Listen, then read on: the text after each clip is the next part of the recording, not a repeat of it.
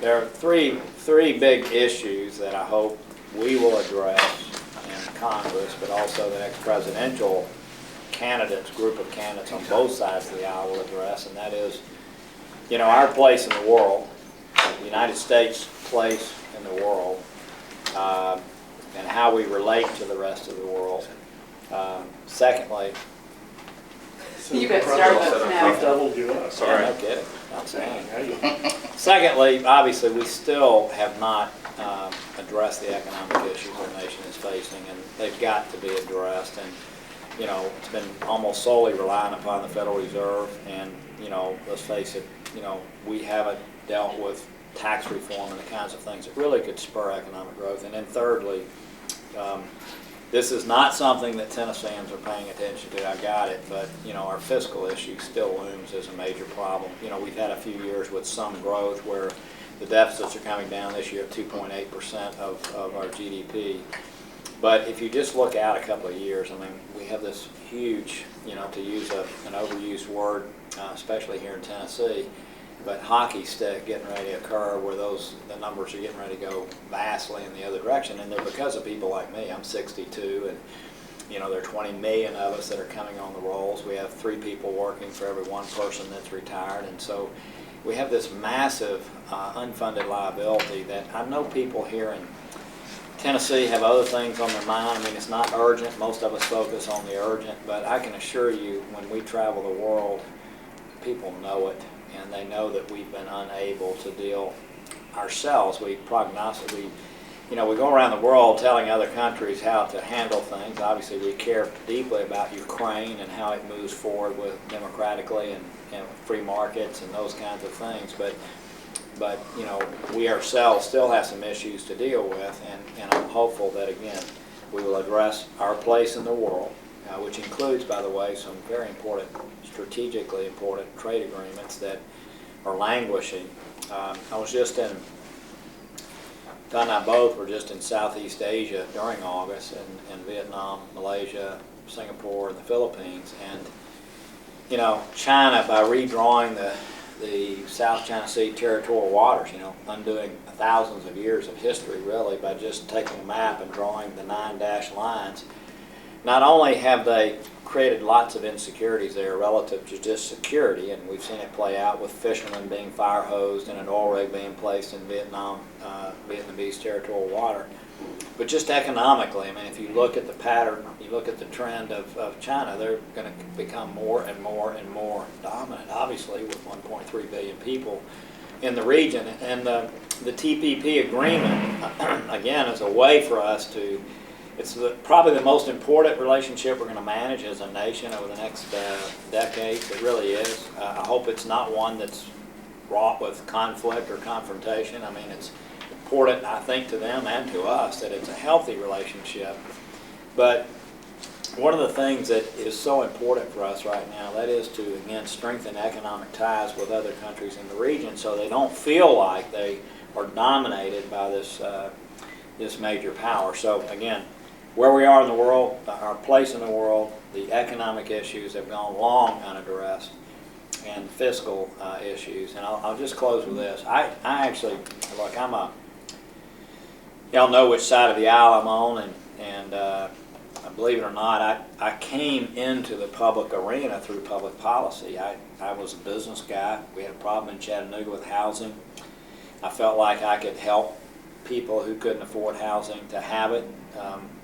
We created a nonprofit that helped about 10,000 families.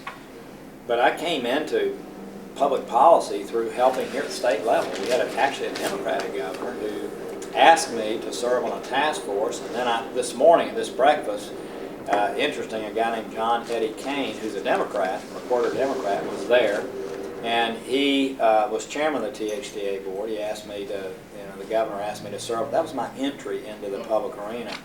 So my whole focus in doing what I do is on policy, is on, what are we doing to make our nation stronger. I would argue that Republicans gaining a majority in the Senate is good for our nation.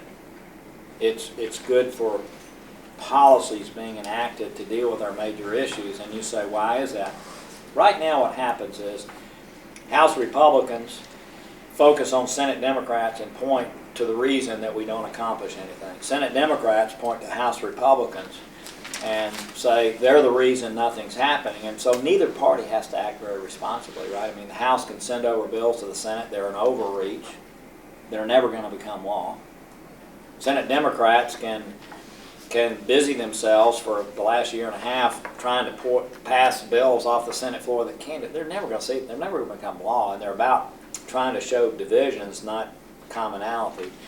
And I've shared this with the president. Not only do I think it's better for our nation, but I think it's better for him as a president with 2 years left to have a Republican Congress that has to act responsibly, because then the things you're working on actually become law.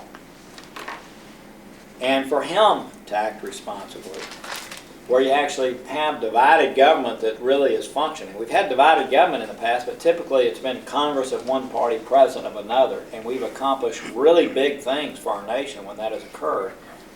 I think that I'm hopeful that Republicans will be in the majority, not because of partisan issues. I just want us to begin to solve some of these issues. I tell my Republican friends, now listen, I want you to think about this. Don't expect wholesale changes, because in the Senate it takes 60 votes for anything to occur. So let's say Republicans have 52 votes in the Senate if we have 8 Democrats to pass a bill. So think about the kinds of policies that might actually come out of Congress. Okay, they're going to be hopefully center-right, but they're going to be center-right. They're not going to be way off the spectrum someplace. And I think we're going to have the opportunity to begin moving the nation ahead and addressing some of these issues in an appropriate way. Again, I think it's great for our nation that we finally own up to some of the problems that we have. Neither party likes to take ownership of tough decisions, right? They don't. I'm sorry. I'd like to say that our side does. I'm sorry. We don't. People really don't want to get out there and take ownership over things that create pain, sacrifice, right, to solve longer-term problems, which has been the reason our nation has been so successful, is every generation has been willing to make sure they leave the last generation better off. We may be the first that doesn't, but I see this election as an opportunity for us to begin that building process where, again, a Democratic president and a Republican Congress acting together can begin to solve some of these problems. So that's why I'm excited about the trends today. But again, nobody's measuring curtains, and certainly realizes a lot can happen in this really quirky, unusual race where, basically, let's face it, voters are frustrated at both sides, right? Both of you then in the Senate, what does that dynamic mean for Tennessee if it becomes a Republican majority? Yeah, so I think for Tennesseans in general, what that means is that Republicans will have to show that they have the ability to govern. When you're in the minority in the Senate, you can fire off letters, you can do all kinds of things that never are going to become law, right? When you're in control, when you're in the majority, you have to govern. And so what I would say to Tennesseans on both sides of the aisle, as I've said to the president directly, okay, is that Tennesseans will be better off because there'll be an obligation by both parties to begin to actually address those issues. So I just start at the macro level. From the standpoint of what Lamar and I both do, I could not serve with a better colleague than Lamar Alexander. I wish that Tennesseans could see him in action in the Senate. Lamar would be the chairman of the Health Committee, which Health, Education, Labor, and Pension. I would think on both health and education, those are issues that I think are very important to Tennesseans, and Lamar would be at the center of laying out an agenda for those two. Labor and pensions obviously are important. From our standpoint on foreign policy, again, I'll speak very strongly about the fact that Lamar will be chairman.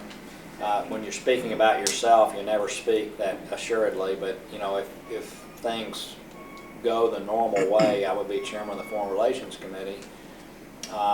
and again, you know, very active on the banking committee, so you have this opportunity to sort of really focus on some of the macroeconomic issues that are so important to Tennesseans. You know, I sometimes, I know people get busy, they go to soccer games, and you know, they're making a living, and they have all kinds of, sometimes you have elderly parents, so there's all kind of things that people have to deal with in life. But, you know, we have 4.5% of the world's population in our nation.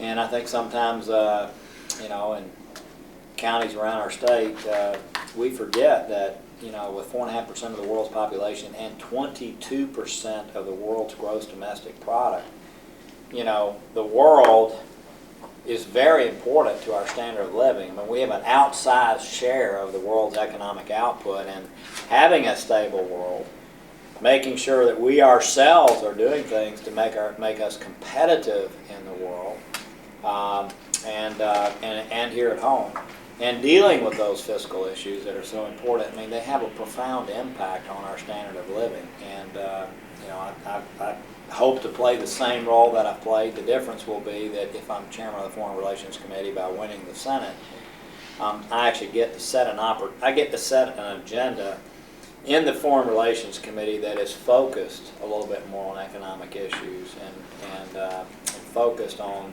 those things that matter to, you know, the standard of living of U.S. citizens.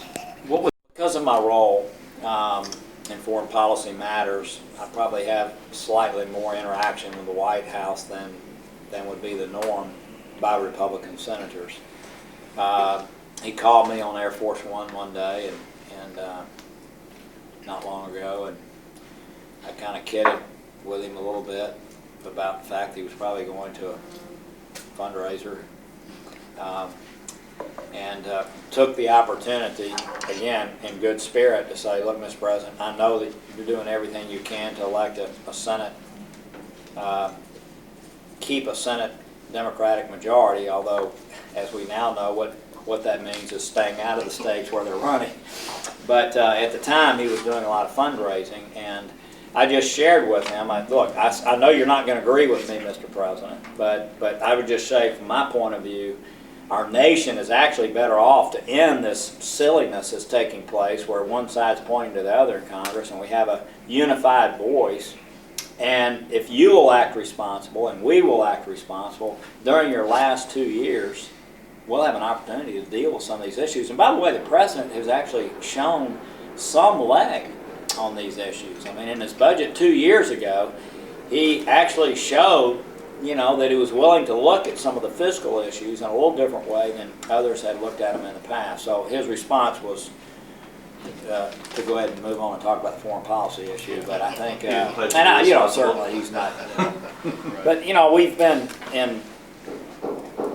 have a lot of interaction with the White House. The House sends over bills that, let's face it, in many cases are way overreach. Never going to become law. The Senate sends over bills, or doesn't even send them over, bring them up. They're never actually going to get 60 votes, but just to show that that's silliness. That's not responsible. And I think for us to have to meld together as Republicans in the House and Senate and put together solid long-term policies is an important thing for our nation. For him as the leading person in our country as a Democrat to sit down and try to work those things out, I don't know how it could be better for our nation. But it's for 2 years. That's for 2 years. It's for 2 years. That's and right. Then, and in the end of his presidency, do you think that could really be that effective? Well, again, if we could just begin to make some progress. I don't think you're suggesting we should continue with a Democratic president and a GOP after 2 years, correct? Yeah.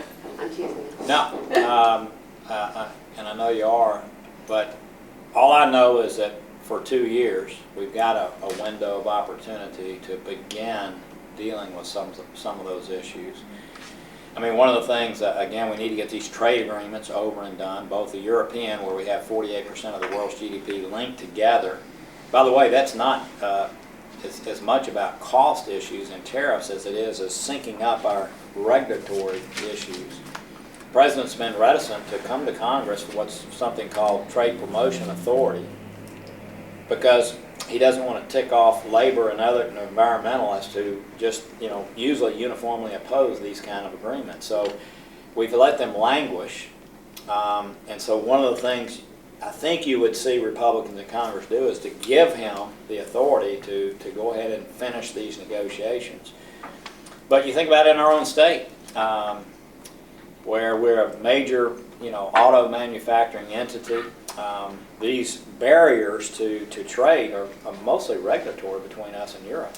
Where they have a regulatory regime, we have a regulatory regime. The cost of building an automobile, for whether you're talking about GM and Saturn, or whether you're talking about Nissan, or whether you're talking about Volkswagen, I mean, the barriers exist for them in 48% of the world's gross domestic product, and to be able to sync those up so that we're in agreement that the standards are X, and the way you get there can be different, but they can apply to both areas. Huge for our, you've got a Europe that's sagging, that's old, that, let's face it, I mean, they're having issues. They may be entering their third recession since 2008, and our own country to sync up with Western democratic values, trade agreements that make us stronger, very important. For us to sync up, again, with Japan and South Korea and others in a regional alliance, Vietnam, Malaysia, again, important. And those things affect our standard of living so much here in our country, for us to continue to be a central part of what's happening around the world. But again, not to be pejorative here, but the president is afraid of his base. I've said this to him personally, I'm not talking behind his back, but it's just an amazing thing to watch him. He's just so cautious, so unwilling. He comes over to meet with Senate Democrats and they wear him out, he basically retreats. So I think there's an opportunity for 2 years anyway to begin moving things ahead. I really do. So is the Trans-Pacific Partnership and the European Trade Agreement, are they heavy lifts, you think, if the Senate becomes Republican? Or are they easy lifts, or what? Obviously, people want to know what's in them. And Right. there's been things have been very close to the vest. Again, I think the Democratic base views them as more problematic to them than Right. the Republican base does. But I think that, again, for 6 years now, we've been trying to give the president something called Trade Promotion Authority, which allows him to fast track a bill, bring it to the floor, and have an up or down vote on it. What you don't want to happen on a trade agreement, typically, is, bring a trade agreement to the floor, and then we're renegotiating the thing on the floor after you've got 13 countries to sign it, right? I mean, or 28 countries. You don't want that to occur. So on the other hand, I'll be honest, as I hopefully always am, I do think there are concerns on both sides of the aisle, and obviously very much on the Republican side about the president's judgment on the issues. So we'll see. My guess is we will still want to move along these trade agreements in a speedy way if we feel like they're benefiting our nation, and we will find some way to make that happen. We would just additionally emphasize those. Look, I realize that one of the major things that the Senate should do, in my opinion, you look at a White House, so you're sitting over there at the White House, and what happens all day long? You should have coming in over the transom emergencies, right? I mean, you respond. Y'all seen with many of the publications around our country recently talking about the fact that we actually deal with these issues in crisis, don't we? We're always in crisis mode. So if you're a staffer at the White House, what's coming in over the transom is today's crisis, so we're going to respond to this. Tomorrow's crisis, we're going to respond to that. I think the Senate Foreign Relations Committee's role has been, and should be today, it hasn't been in recent times, but should be the entity that sets the context for what is in our national interest. So against these things coming in over the transom at the White House, there's an understanding by people in the Senate the importance of these issues. What is the context upon which we're responding to these things? We don't do that now. Okay, we just don't. We too deal in crisis. You understand? We're not forward-looking. We're not anticipating issues that are going to be occurring. We're not trying to sort of rate the importance of these things. And so I think that is a major contribution the United States Senate can make, and it's not making today. Is now in the top 10 worries of Americans, 5% of Americans, 1 in 20, consider Ebola to be Yeah. their most important concern. Yeah. Those kind of transom issues that you're talking about, I just wonder how you can set a context to deal with a public that is so rapidly transversing the crisis of the day. I mean, Yeah. it's like they surf crisis. Yeah, it's tough. You know, I was at a dinner the other night with honoring Henry Kissinger right before I left. It was one of the last things I did. And about 50 people there, and Ted Koppel was there, and of course Schieffer and numbers of people that had interviewed him through the years. And Koppel stands up and asks a question about that very thing, and Kissinger answered it well. Answered it well, but basically the gist of it was, you know, is technology and the rapid consumption of news that takes place, the way you and I were talking down in the lobby about the way the Tennesseans evolving to deal with, you know, the rapidity of news. But the fact is that it's a challenge to democracy, isn't it? Yes, yes. It's a challenge. And Kissinger, you know, tactfully and artfully answered the question the right way and said, look, democracy is our nation. I mean, that's who we are. But there's no question that, you know, these things that can spread so virally, you know, the concerns that people have and the reaction can be just, you know, yeah, you knock something off the top 5 even, just like that, within 48, 72 hours of news. It is a challenge. It's a challenge for us to continue to be focused on the major issues, because the public just gets little superficial tidbits unless they're willing to spend the time that all of y'all spend and that I spend every morning, you know, really sort of sitting down for an hour and a half, 2 hours, sort of reading what's happening around the world and trying to understand. It's a challenge. Well, they're driven by fear, and you know, many of your peers take advantage of those fears. And that's why I wonder how you can create the context. That's why I go back to the 3 big issues. I just hope that this presidential race in 2016 ends up not being about that. I do see people on both sides of the aisle take advantage of sort of the wave of the week, right? And jump out in front and offer some piece of legislation or make some declarative statement. I just hope that the presidential race ends up being about 3 things, period, okay?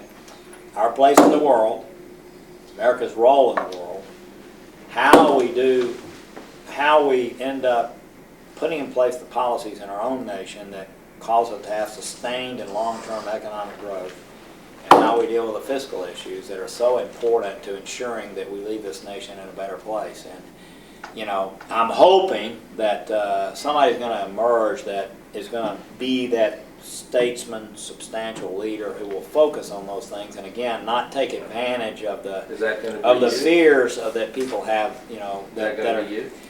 I am looking for that person to emerge that will do that, and I'm hoping that that is going to happen. And I know numbers of substantial people are looking at it, and you know, I don't think there's any senator that's active and really cares about real policy for our nation that hasn't thought about themselves doing that. But I'm not one of those people who just wakes up in the morning and has to be that person. I do hope we're going to have a standard bearer on our side, and candidly I hope the Democrats are going to have a standard bearer on their side that will address these 3 big issues, and we'll have a national debate about them. Our office and myself in particular is hopeful that someone's going to emerge to carry that banner. Are you still not willing to know? Well, look, I really appreciate some of the stories y'all have written here. I was down in Lewisburg, I think it was. I just come back from Southeast Asia, and somebody asked me a question, and just like I'm answering you right now very transparently, I answered it very transparently. It generated a little bit more focus on that than anticipated. So here's what I would say to you. I can assure you that I'm not waking up in the mornings and trying to plot out, you know, running for president. If I had that in my mind, I would have probably, you know, headed up in the NRSC this last cycle and gone out and met all the fundraisers around the country, right? I mean, that's what people typically do. So, you know, if a set of circumstances evolved where there wasn't a person going out and focusing on these three issues that was substantial, would I consider it? Yes. Is that something we're thinking about today? Anybody in the field currently is suggesting. Yes, I don't want to get into that. You know, I mean, there are some people that privately I'd like to see consider it strongly, but I don't want to get. Look, I have a lot of colleagues that are looking at it. I got until such a time as somebody. It's kind of like, you know, people ask us to give quotes on judicial nominees, and we don't typically make a statement until someone's actually nominated. I'd rather not get into the category. But are you optimistic about the private conversations you've had? Yes, I mean I am. But look, at the end of the day, people, look, we've been through this. I mean, the decision about running for the Senate was a big one for me. The decision about running for re-election was in some ways an even bigger decision than the first decision. You know, because you know you get older. You know, I mean, you know, I went from 54 to 60 my first term. If I live long enough, I'll be from 60 to 66. These are long decisions. They're actually 8-year decisions, right? So I know what it's like to go through the process of being interested, but then actually deciding to do it is a whole different thing. So I think we have categories of people that are interested, but making that final decision that this is what I'm going to commit my life to do is a whole nother step. And I'd say there's numbers of people who are approaching that final stage, and you don't know what happens when that occurs. Well, my observation from the first time we met is your motor seems to be running stronger now than it was then. I mean, you seem very engaged and excited. Yeah, I agree. I'll tell you what, I love being mayor of the city of Chattanooga. I loved it. You know, Todd and I worked together in that capacity, and I don't think I've ever done anything more meaningful to me. Because you could just see the effects you had on people. I mean, when you're a mayor done in a non-political way, we did not think it was a political office. You know, I owned a lot of, I mean, I was a fairly serious business guy, I'd been involved civically, and people asked me to be mayor. Something I had never thought about, okay? But to me, it was a civic job, and, you know, you're kind of a civic leader, business leader, candidly a spiritual leader. I mean, because there's so many people who have needs that you just can't even imagine, and in that job, you can really address those. Before that, I was commissioner of finance, and I loved it. I mean, my adrenaline flowed. I got no sleep. I'd do my paperwork at 3 o'clock in the morning. I was in that post for like 17 months. I took it, by the way, only because the state had privatized Medicaid a year before, and there was this crisis in health care. I had felt like I had gone a long ways down the road to help solve our housing problem in Chattanooga. And to me, this was another area that was so important to people that, you know, I might play a role in. And at that time, the commissioner of finance kind of ran the state, right? So, I mean, what a great place. So you come to the Senate, and I have to tell you, it takes a while to, how are you going to have impact? I mean, you're one of 100. How are you going to pass bills with things being so fouled up as they are right now? And I just think over time we have figured out ways in the Senate, ways that you'll never even know about, to make a difference in a way that really matters to people. And that has energized me. So the more senior we've gotten, the more knowledgeable we've gotten, we realize that we can have impact on things without ever passing a piece of legislation, and we do. And so, you know, that energizes you if that's why you're in public office. National debate in the context of the next president, but there hasn't really been a debate about the war powers and how we're fighting with Islamic State, managing Syria, Iran being all of a sudden an ally. The Senate has now, there'd be a lot of people that pass out with your last comment, but anyway, go ahead. I saw it this morning. Where do you do? Yes, Which station was that? I don't remember. It wasn't Fox. Yeah. But given that, I know that the Congress and particularly the Senate in the past historically had a big role in where we're going to fight a war or where we're going to do any kind of military action. Now, where is that right now? Because it seems like it's kind of all sitting at the White House. Yeah. So there's been no question. There's been a huge dissipation the role Congress plays in wars. No question. We actually had General Belail, is that his name, from the University of Virginia? Not General, Chairman Belail, Governor Belail. Governor, yeah. yeah. Used to be the governor of Virginia. Yeah, sorry. Come up. They've the University of Virginia has a part of it that studies presidential powers, and we had him come up. He's written a whole book on the War Powers Act, and we spent a lot of time with the junior senator from Virginia on that very topic, who's, by the way, come into the Senate for just in 2 years and has ended up being a really great force, I think, in foreign policy. So you have the War Powers Act, which every president, actually this president hasn't said that it's unconstitutional, am I correct? Every Republican president has, and Bill Clinton did too. Actually, he didn't weigh in on it. What he said was he would honor it, okay? So you have the War Powers Act, and then below that you have the authorizations for the use of military force, and that's where we are right now, and that's very specific to what you're asking. And we're in a really weird place. I'm part of a small group of people that have been meeting with the White House over the AUMF that was put in place on September the 18th, 2001. It was 60 words long, and it is what authorized us to go to war against Afghanistan, okay? It was probably clumsily written. Again, going back to the crisis mode, obviously that was a crisis, huge crisis, the greatest on land crisis as a nation we face relative to someone else inflicting harm. I guess you could call Pearl Harbor that, but on the mainland. So there's been a debate about what that authorizes the president to do. And so we had a hearing. I pushed Menendez to do it. He agreed to have it. And actually Menendez was not interested in this issue until we had the administration witnesses come forward, and all of a sudden he got interested because of the things that they said in the hearing. So I'm part of a small working group to try to figure out what happens with this AUMF, because basically what it says is that we've given the president the ability to be at war forever without congressional weigh-in on any group that's affiliated with Al-Qaeda. Well, interestingly, even ISIS, at the time of the hearing, which was about 3 months ago, I asked the administration witnesses, do you consider ISIS to be within this they wouldn't answer.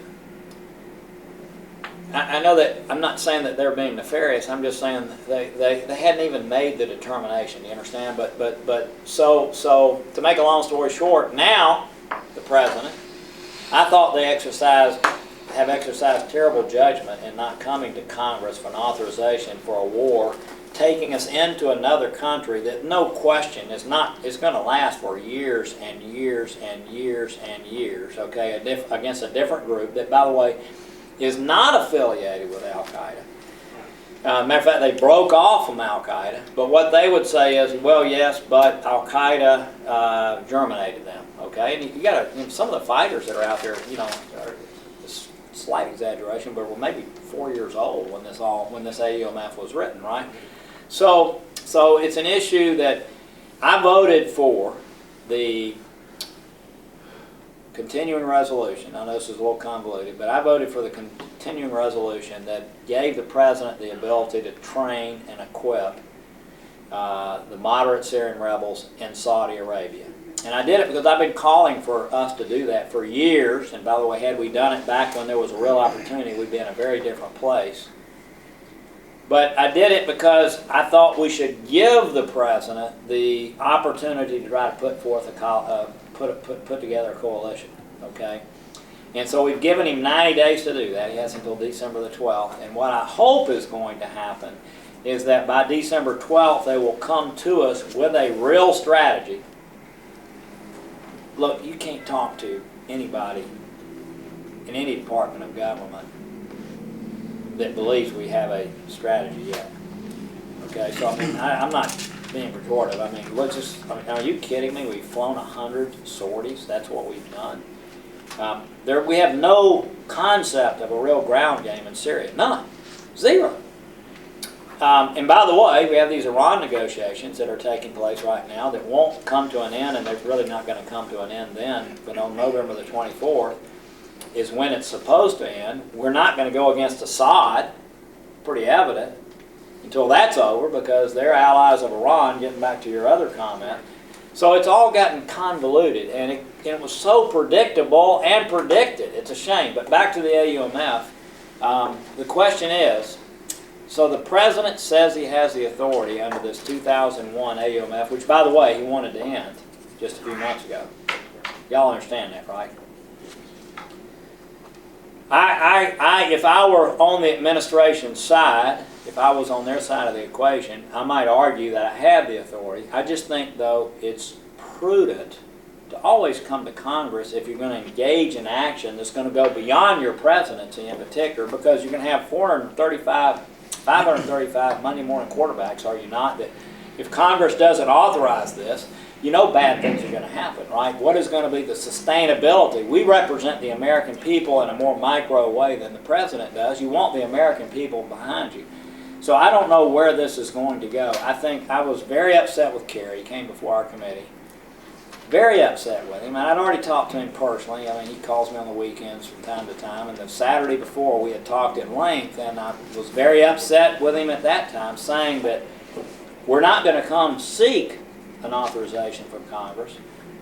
But if Congress wants to play a constructive role, they can. Well, it's baloney. I mean, when you're seeking an authorization, you're coming to lay out a strategy, a plan, and people have the opportunity in closed settings like this, not in public, but also in public, so the American people understand it, but more detailed and private, to tease out the strategy, right? I mean, to tease out how it's going to work, to ask questions that you want answered. And so I agree with you that we need to play a much stronger role, and it'll be very interesting. We're already talking now.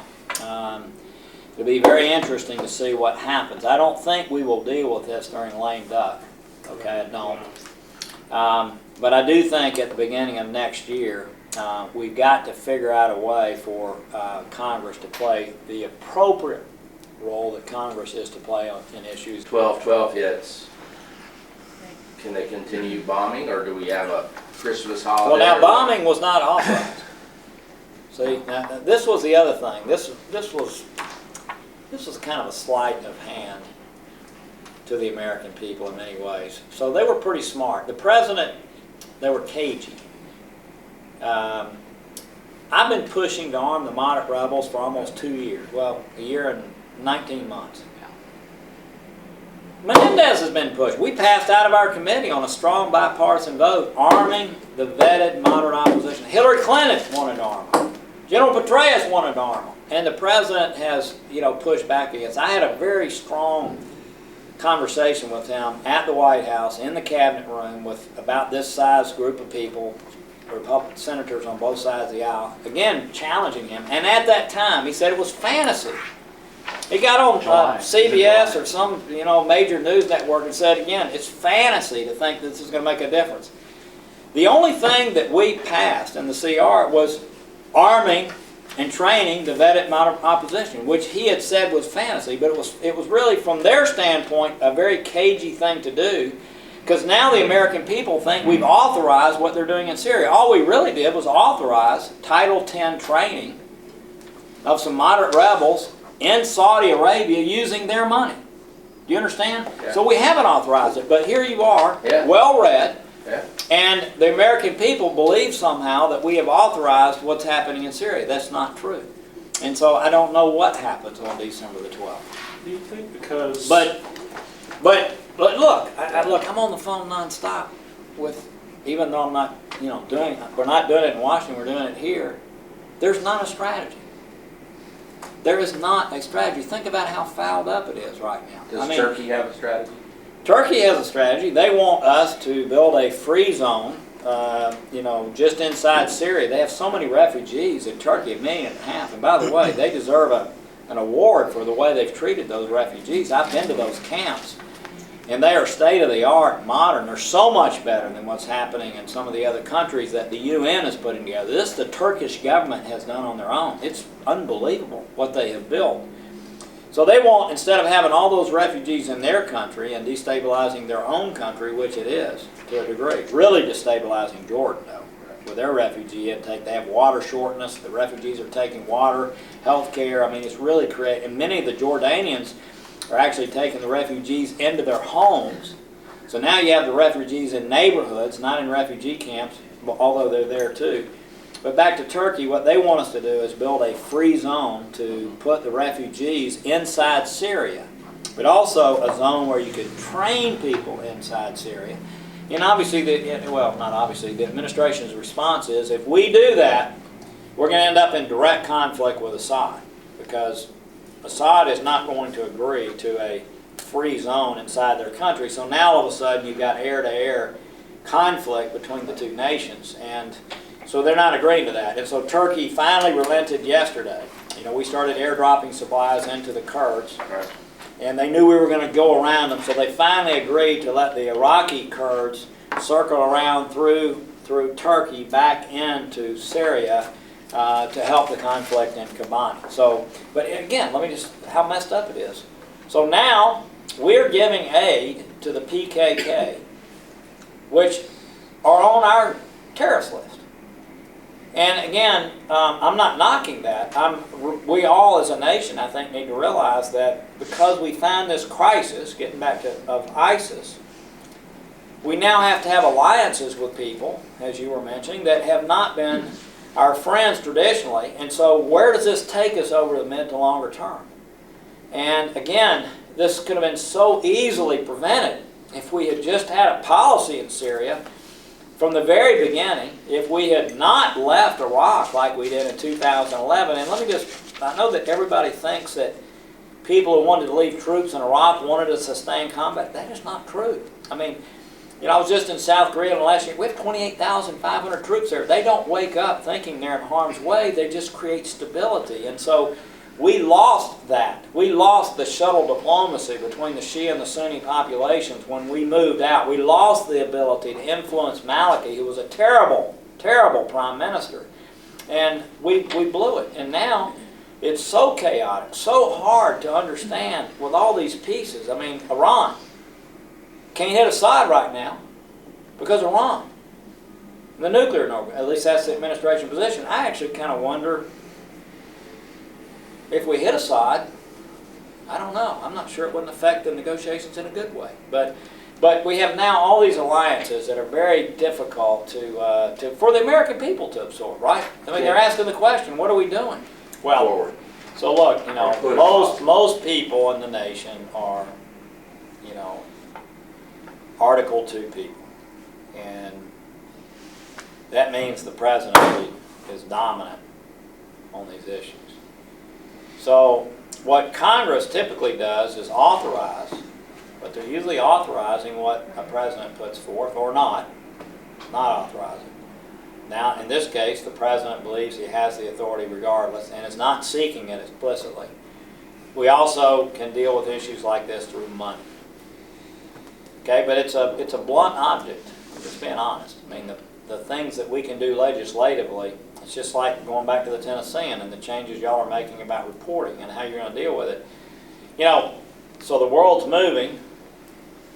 Congress passes legislation that's shooting at this target. It takes a while for it to happen, right? It doesn't happen in 24 hours and the target's moved, right? So we can influence in a big way. We can encourage. The bill that we passed out of committee right before we came home that passed unanimously after I led 23 other senators in writing a Ukraine bill relative to providing lethal aid to Ukraine.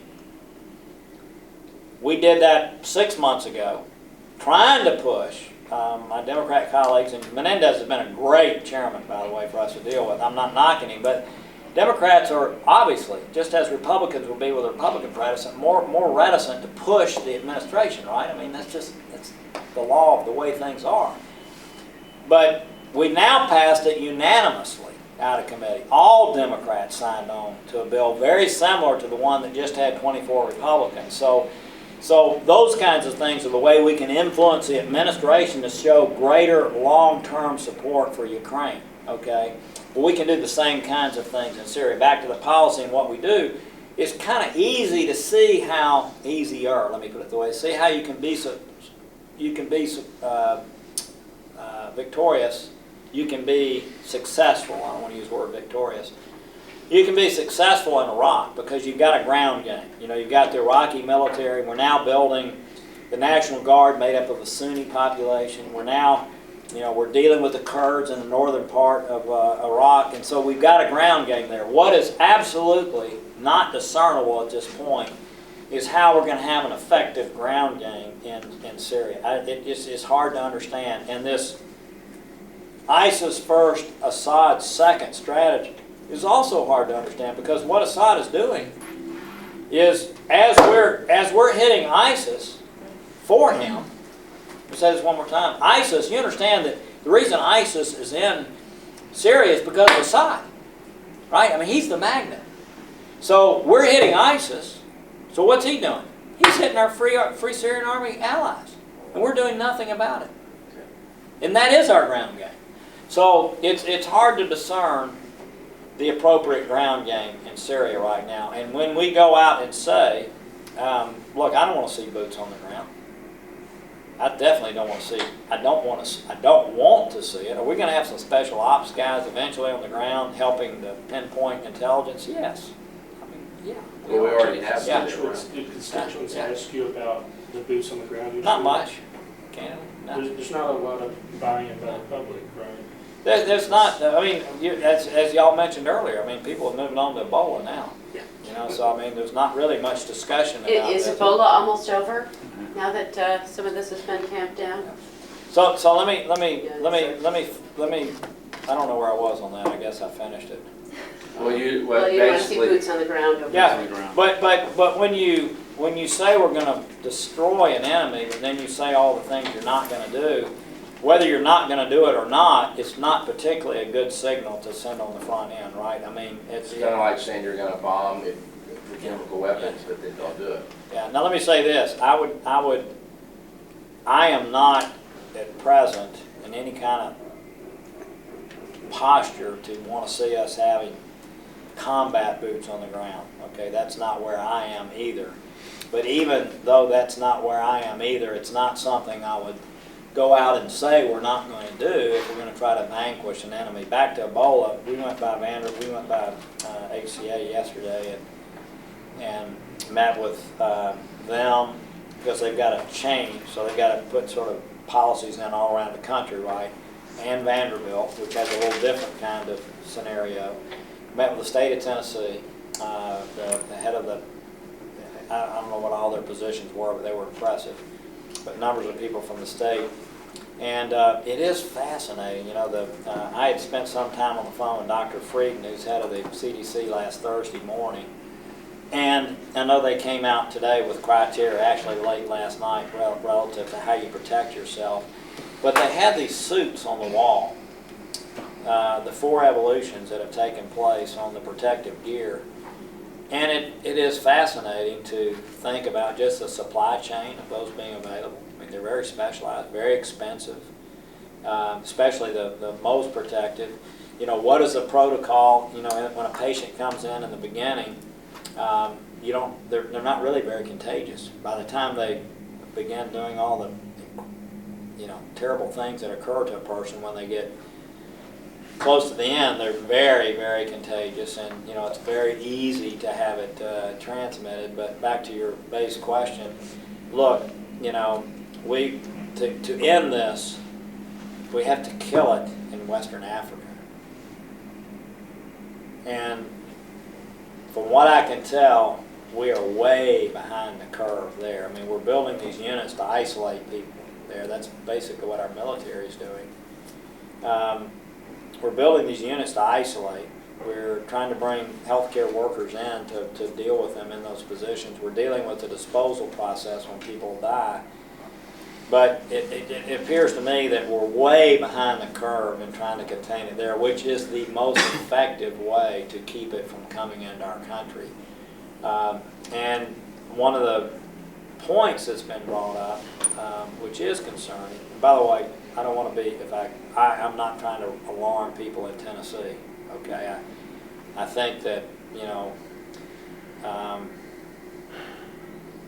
I think that hospitals are trying to respond appropriately. I think over time, we're probably going to designate some more hospitals as the places to send them instead of every hospital in our country being equipped to deal with it. That's pretty tough. You think about all the training. One of the things that is real apparent when you talk about it in detail with providers, all the numbers of people that are required to deal with a patient, because you can only do it, you know, you wear this gear that's incredibly hot, the most protective gear you can only wear, you can only really operate for 10 minutes at a time, and you need to take a break.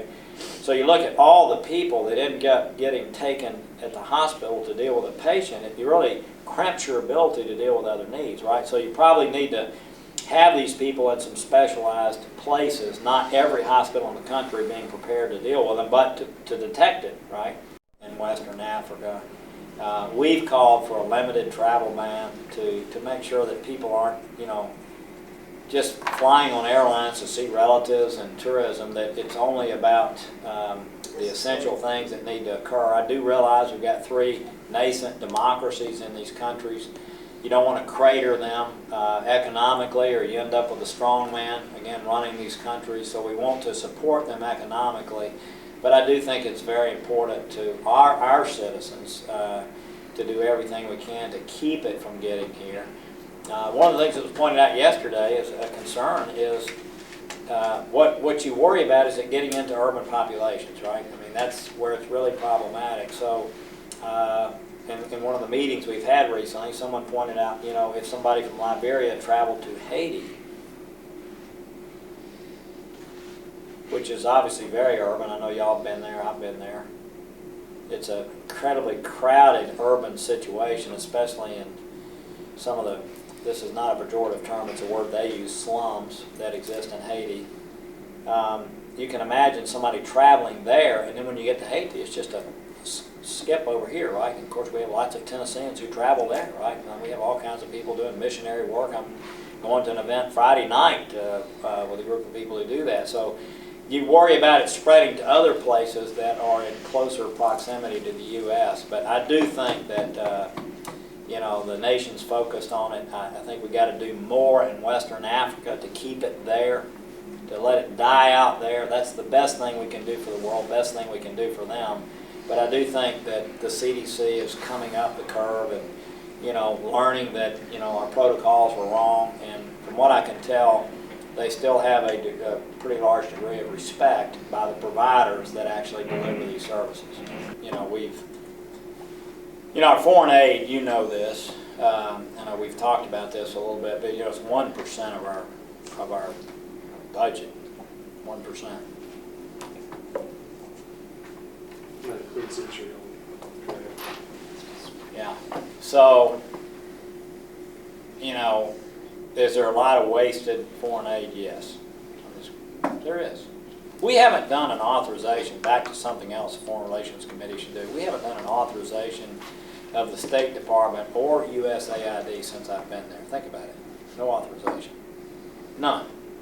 So there's all kinds of ways that, you know, money could be used more effectively. I mean, people, when I travel the world and talk to our ambassadors around the world, there are a lot of questions about our developmental programs in general by people who are on the ground implementing them, okay? So, but do I believe we could shift monies over, or should we do whatever it takes to support killing Ebola and letting it die out in Western Africa? Absolutely. And I know y'all read today where World Health Organization, don't know the degree of credibility there, but has claimed Nigeria to be free.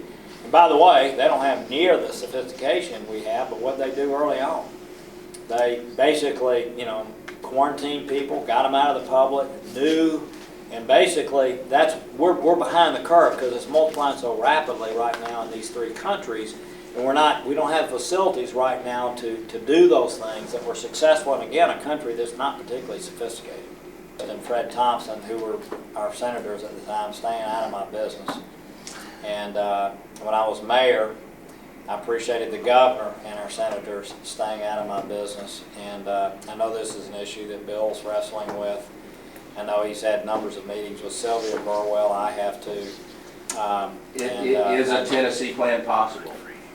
Well, I think if you look at, I know I was down in Arkansas at the time, I just happened to be there by coincidence when they were pulling the votes together to have a plan there that built off the private sector. So you would think that, especially with all the support that Governor Haslam's had from the Hospital Association, which comes to see us often, I was with one of them this morning, you would think there would be a way to craft something that works for Tennessee, that gives access to the many people today that don't have it. And I have a strong sense that that's what Governor Haslam's working on. Campaigning for Congressman Desjardins. You know, I should have been in the meeting a few minutes ago. I just, you know what, I really, we all kind of stick to our knitting. You know, people of our state decide, you know, who they want to serve in these positions, and that's who we work with. I've certainly had a good working relationship with, on both sides of the aisle, all the people that, you know, the 9 districts are sent to work with, and we don't always agree on every, matter of fact, we never agree on every issue, and sometimes more than others, but I'm going to work with whoever the people of our state send to Congress, and thank you for the privilege of time and concentration here, okay? Thanks a lot. Thank you.